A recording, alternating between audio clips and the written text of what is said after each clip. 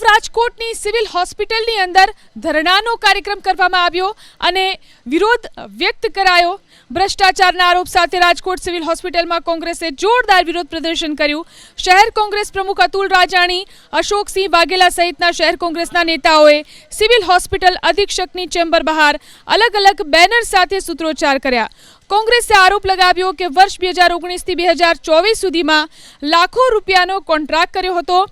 તાત્કાલિક civil superintendent આર.એસ. ત્રિવેદીએ 3.5 કરોડનું કૌભાંડ આચર્યું।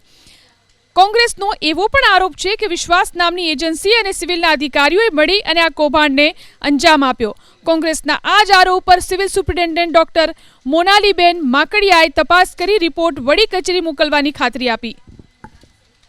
તો તત્કાલીન સિવિલ સુપ્રિન્ટેન્ડન્ટ આર.એસ. ત્રિવેદીએ 3.5 કરોડનું કૌભાંડ આચર્યું હતું। કોંગ્રેસે એવો પણ આરોપ લગાવ્યો છે કે વિશ્વાસ નામની એજન્સી અને સિવિલના અધિકારીઓને મળી અને આ કૌભાંડને અંજામ આપ્યો હતો।